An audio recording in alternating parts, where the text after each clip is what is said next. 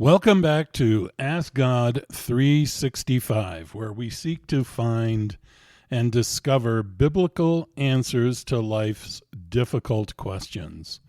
We've been spending quite a bit of time looking at what happens after death, and I'd like to ask you to join us in a journey today as we explore the biblical worldview of what death is and what happens after death before the second coming of Christ. Let's bow our heads. Heavenly Father, as we open your word today and discuss this very important theme that has a lot of confusion on planet Earth, may you enlighten our minds with your word. In Jesus' name we pray. Amen. The Bible says in Ecclesiastes 9, verse 5, "For the living know not that they will die, but the dead know nothing.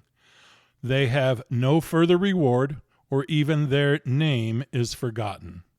The question of what happens after death has stirred hearts and minds for centuries, igniting hope, fear, and curiosity.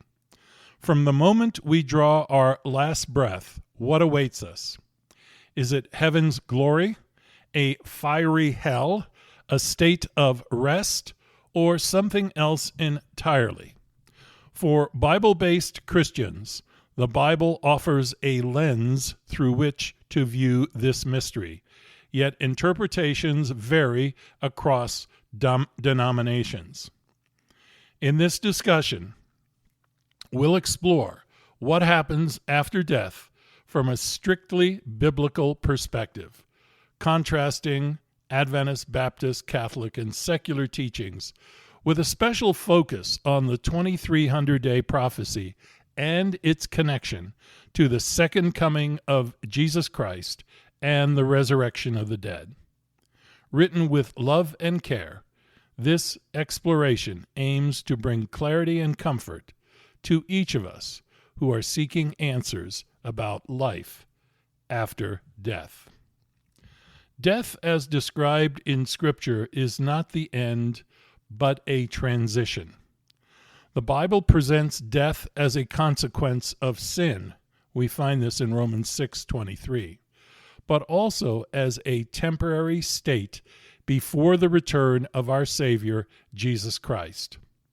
However, Christian denominations interpret the state of the dead differently, shaping their teachings on heaven, hell, and the afterlife.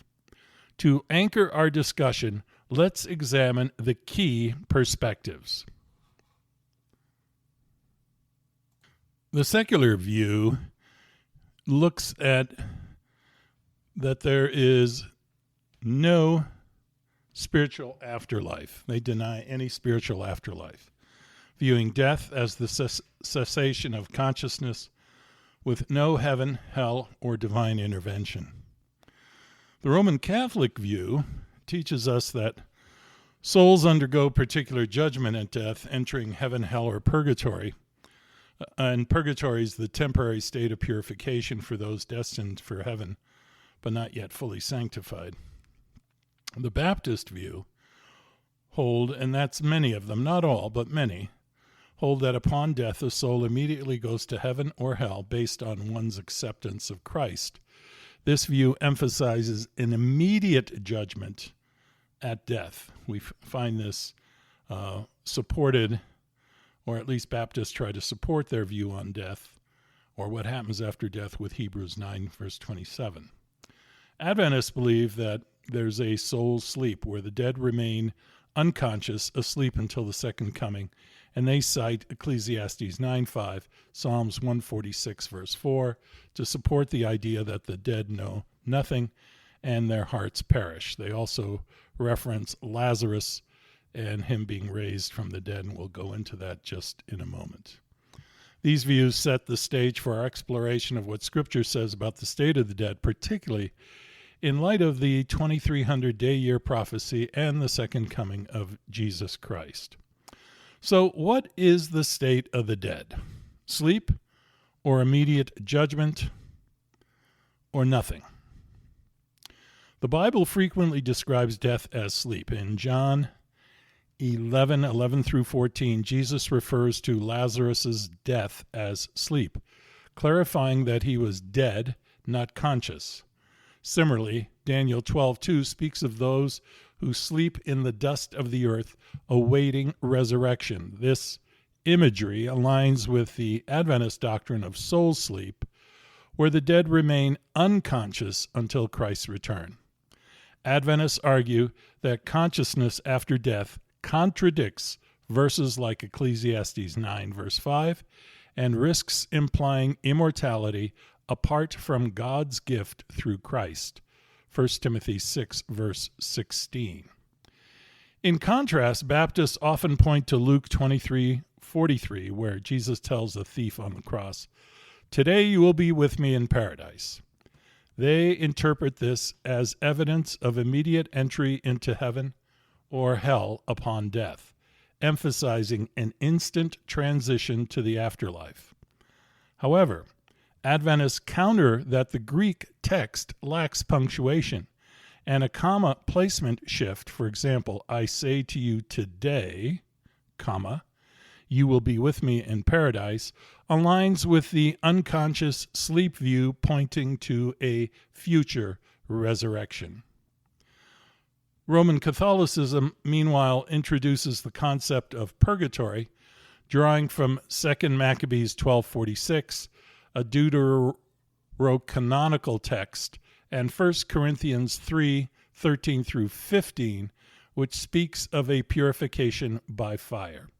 They argue that souls destined for heaven may require cleansing from all venial sins, a process not explicitly supported in Protestant interpretations of Scripture.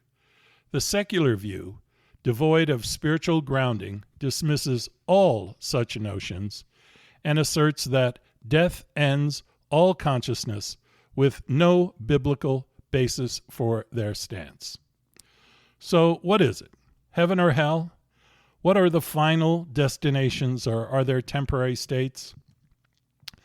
The Bible speaks vividly of heaven and hell, but their timing and nature differ across interpretations.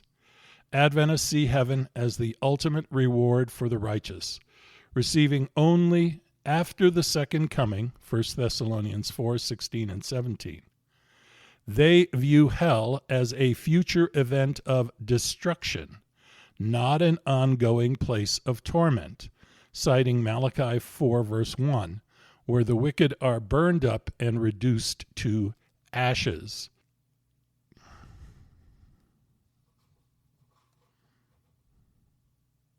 This annihilationist perspective contrasts with traditional views of eternal torment. Baptists basically teach that hell is an immediate eternal destination for the unrepentant, referencing Matthew 25, verse 46, where they use the concept of eternal punishment, and Revelation 20, verse 10.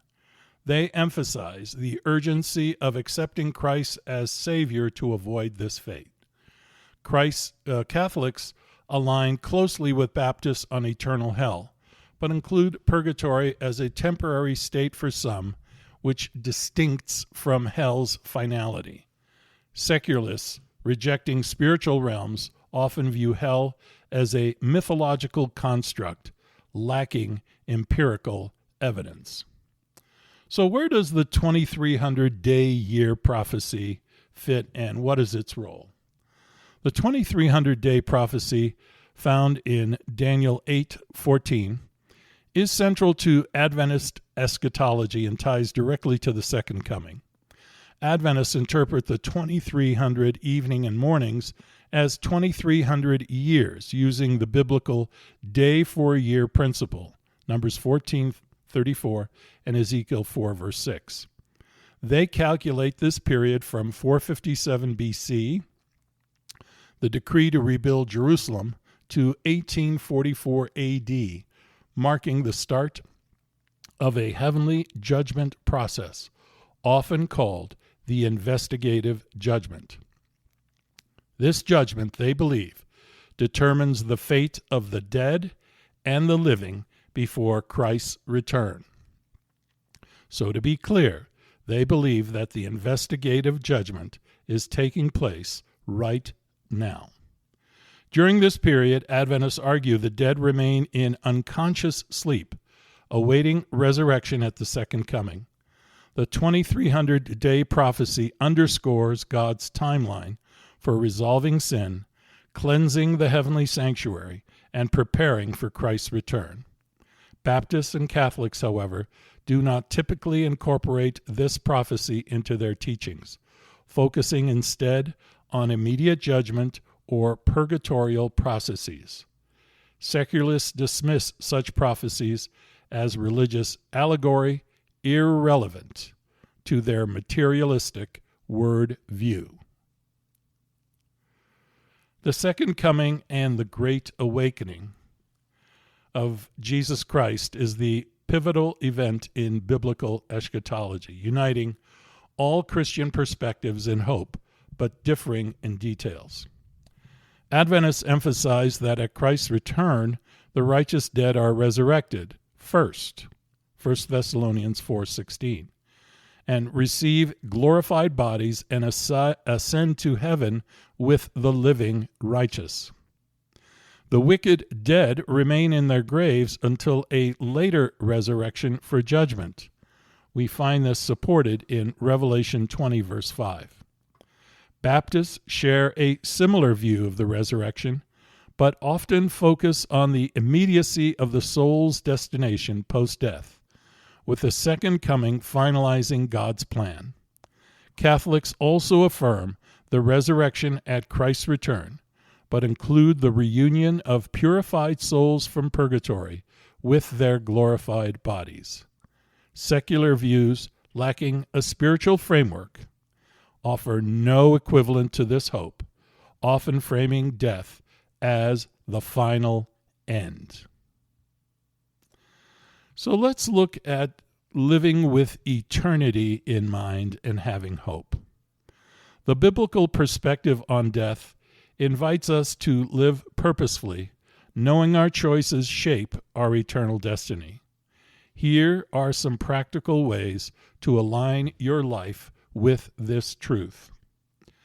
Deepen your relationship with Jesus Christ as Savior and Lord through daily prayer and Bible study. Spend time in Scripture. For example, John 14:1-3, to understand Christ's promises about life after death. Prayer strengthens your connection to the Savior, offering peace about the future. Engage with a faith community to grow in understanding of biblical teachings. Reflect on the 2300-day prophecy. Study Daniel 8. Explore the historical and biblical context of the 2300-day prophecy with trusted sources. This can deepen your appreciation for God's prophetic timeline, most notably Daniel 8, verse 14, and focus on preparedness.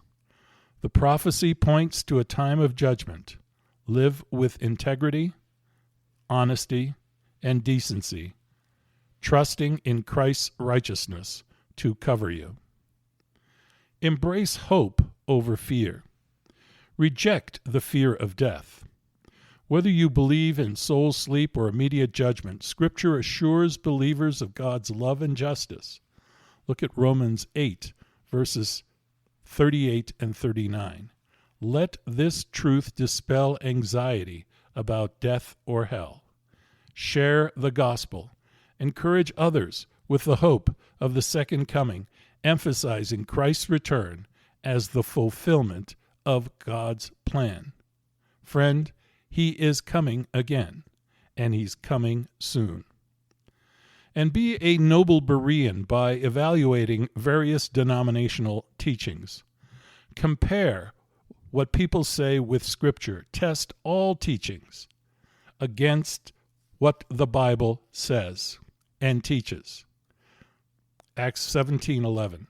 Seek clarity on soul sleep, heaven, hell, and purgatory through prayerful studies.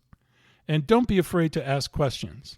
Engage pastors or theologians to understand how their views align with Scripture, fostering respectful dialogue.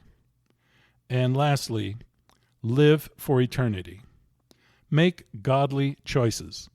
Whether you lean towards a certain denomination or not, live in a way that honors God, knowing that your life impacts your eternal destiny. Galatians 6, verses 7 and 8.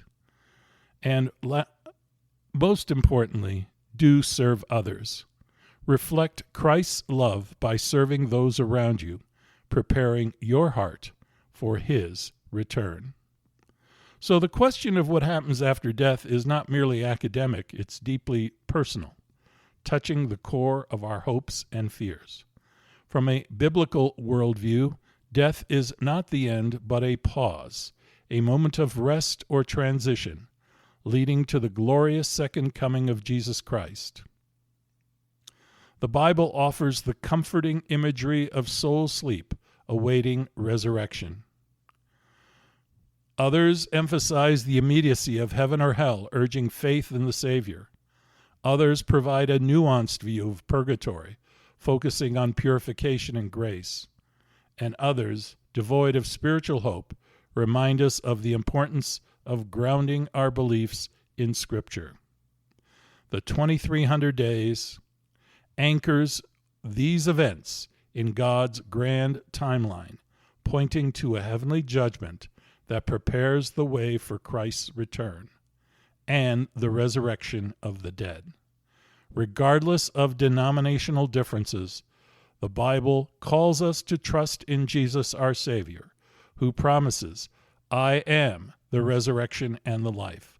The one who believes in me will live, even though they die." John 11:25. As we await his return, let's live with purpose, love others deeply, and hold fast to the hope of eternal life in his presence. May this sharing of God's word bring you peace and inspire you to seek the Savior who holds the keys to life after death. What are your thoughts on this teachings? Please share below, and let's continue this journey together at the next podcast at Ask God 365. Let's look forward to the day when Christ returns in glory.